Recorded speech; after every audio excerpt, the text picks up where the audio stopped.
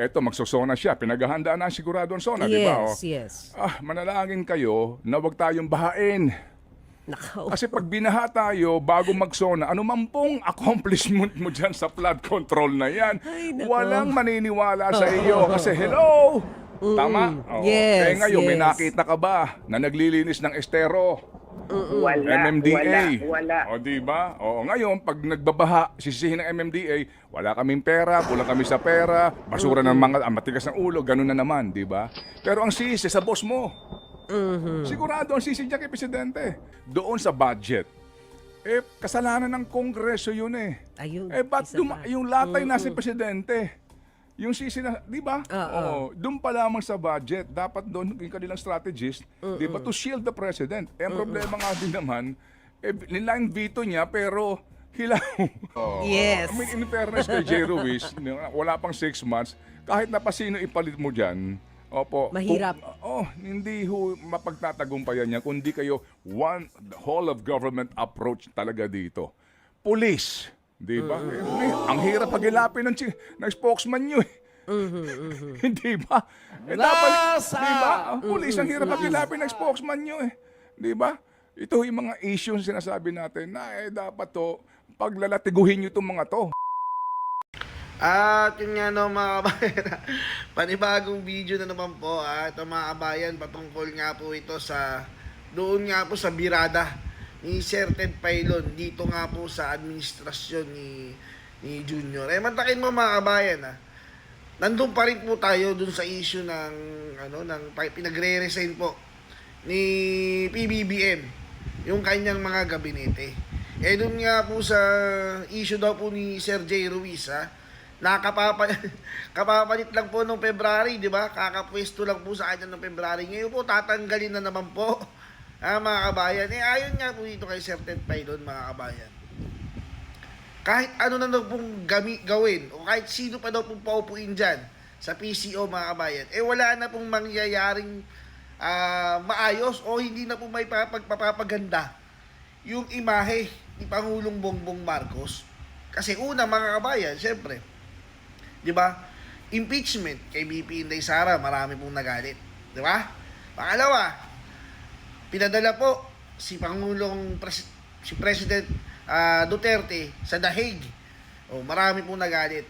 Ang feed po kay Pangulong Bongbong Marcos noong mga panahong yun, di ba naglalabas po sila ng survey, mga kabayan?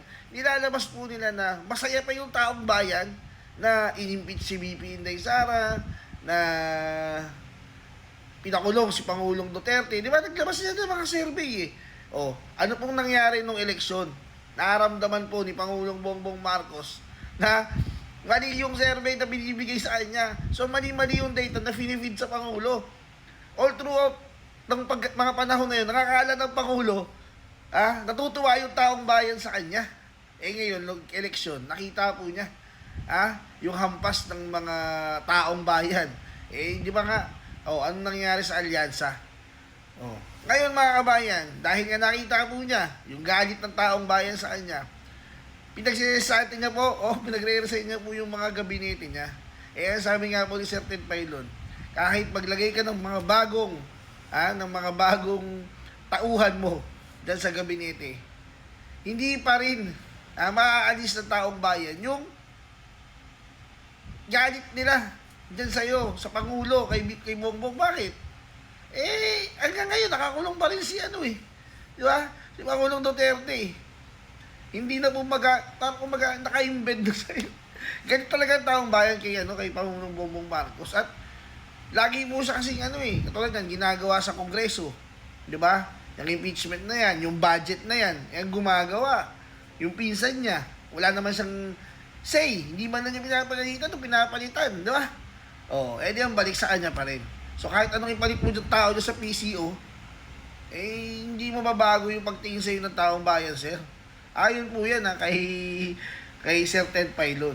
Siguro, palitan mo yung isa dyan, yung madalas mag-twist ng salita mo, si Auntie Claire.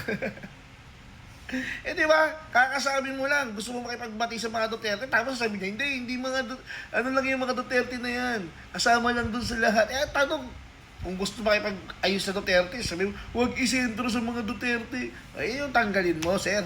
Kasi, nasisira ka eh. Siguro, pag yun tinanggal mo, maraming matuto. Eto, mapanoorin po natin yung banat ni Sir Ted Pailon patungkol nga sa issue niya. Mga kabayan, ito. Kung ito bang mga to ay may mga sources, no? At sinasabi, ang aga naman, Oo nga para sa akin, in fairness naman, dito kay Secretary J. Ruiz, di ba, na wala pang 6 months. Ano bang ugong-ugong dun sa loob? Di ba, kilala mo yung mga ano doon? Oo. Yung mga kung sino-sino roon. Yung mga nakaupo doon. Alam mo, Manong Ted, ilang araw na rin tong pinag-uusapan dun sa Malacanang na totoo ba mapapalitan na naman daw yung PCO secretary? Pero so far, wala pang official statement tungkol dito ang PCO. Syempre, hindi pa sila maglalabas. Although natanong na natin kahapon, tahimik pa sila tungkol dyan sa issue. Pero alam mo, hindi na ako magugulat kung magkaroon man ng changes, Bakit? Manong Ted. Bakit? Kasi sa unang 3 taon ni President Bongbong Marcos, pang-apat na PCO secretary na to Okay. I mean, we're hoping na sana mas maging stable yung leadership, yung management sa PCO, pero pang-apat na siya. Yung sinundan ni Secretary J. Ruiz na si former PCO Secretary Cesar Chavez, parang 5 o 6 na buwan lang na natili sa PCO Pag-resign niya nung February, pumalit na nga to sa Secretary J. Ruiz. Kaya lang syempre ang iniisip natin, pagka napalitan na naman yung leadership, kung totoo man yan, ano na naman ang magiging epekto nito? Kasi ang daming sunod-sunod na balasahan doon lang sa Presidential Communications Office since nung umupo si Secretary J. Does it mean na maiiba na naman yung mga tao doon sa loob? Di ba? Alam mo, ikaw, kuminsan din mag-iisip ka, di ba? Kasi dapat natin tangkilikin, Maricel, na sa usapin po ng public relations, no? Sa usapin po ng iyong, kumbaga, panunungkulan sa issue ho ng iyong trust and approval ratings, mga kapatid, hindi may tatanggi na ang may pinakamaraming resources gobyerno, ang presidente. Diba? So kapag pinag-usapan natin ang mga survey na yan, sigurado meron sila niyan. Yeah. Meron silang mga eksperto dyan. Pwede nilang gawin yan buwan-buwan. May pera ho sila para dyan. And they can hire, diba, the best political strategist, the best na mga PR practitioners, kahit na hindi lumalantad, pwede po nilang gawin yan kasi may pera ka sila eh. Meron silang resources. So ang tanong lang dito, nakaka-3 taon ka na, paano mo ginasta yan, paano mo ginamit yan, paano mo yan pinakinabangan. Diba? Yan ang unang factor dyan. Alright. Ngayon, hindi maitatanggi na ang misyon na pinagagawa kay J. Ruiz ay pataasin yung kanyang approval ratings, trust ratings. Pero sa mga nagdaampong pangyayaring politikal, hindi po ba, at naging resulta po ng halalan, alam nga namang sisihin mo kaagad si J. Ruiz, in fairness to that guy. Hindi ba? Kasi na February pa lang umupo. Irreversible din naman kasi yung pangyayaring yun eh.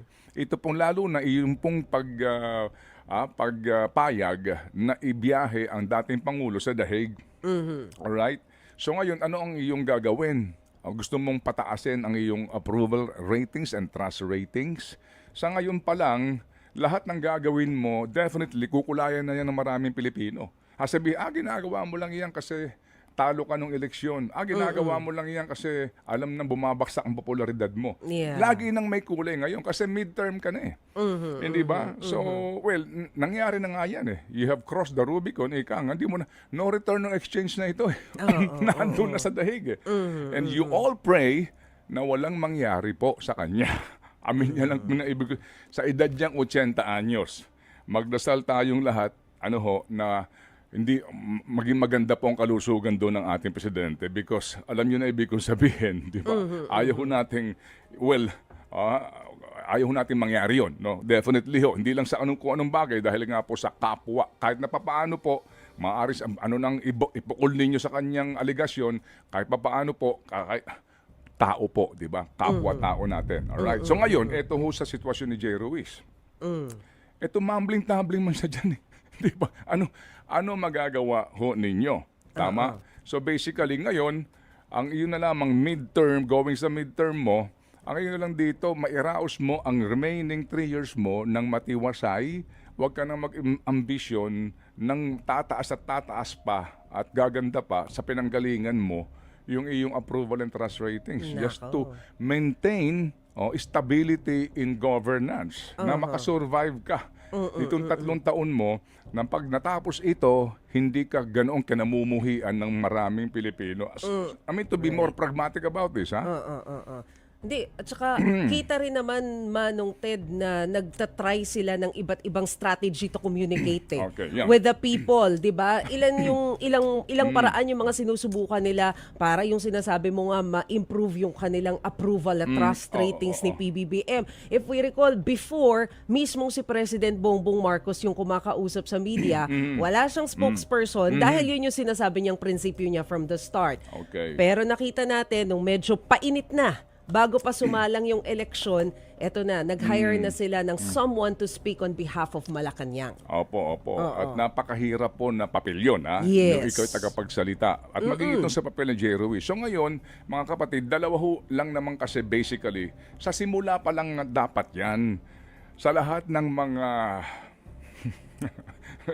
sa pakikinig natin sa mga professional sa ganitong usapin, pagpasok ng administrasyon, kung ikaw ang communication strategist niya, ikaw ang PR guy niya, dalawa lang ang mission mo.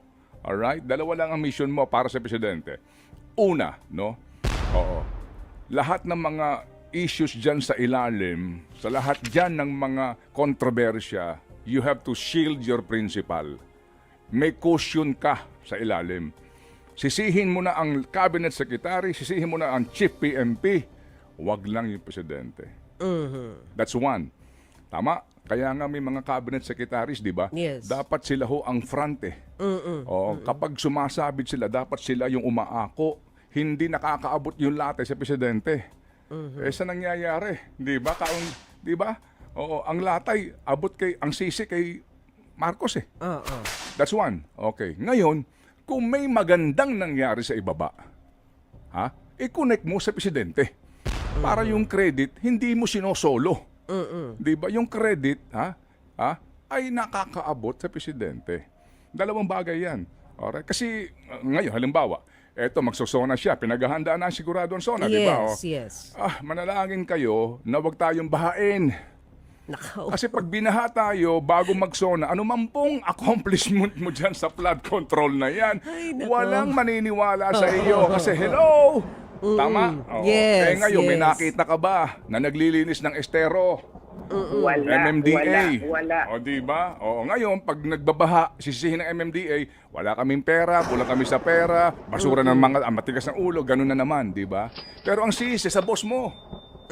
Sigurado ang sisi niya kay presidente. Tama? Yes, yes. Ngayon, si Vince Dizon, pogi, di ba?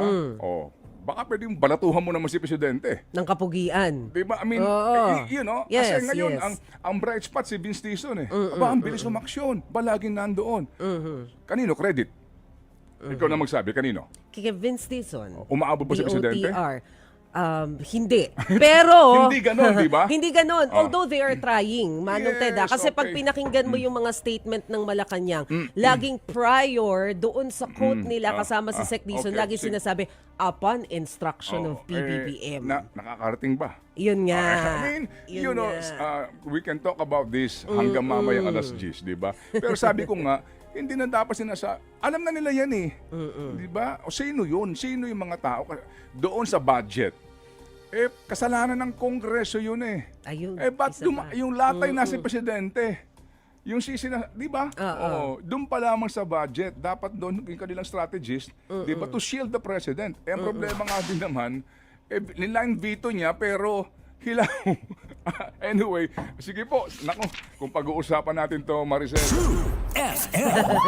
Tama? Oo. Yes. I mean, in fairness kay J. Ruiz, wala pang 6 months, kahit na pa sino ipalit mo dyan, opo. Mahirap.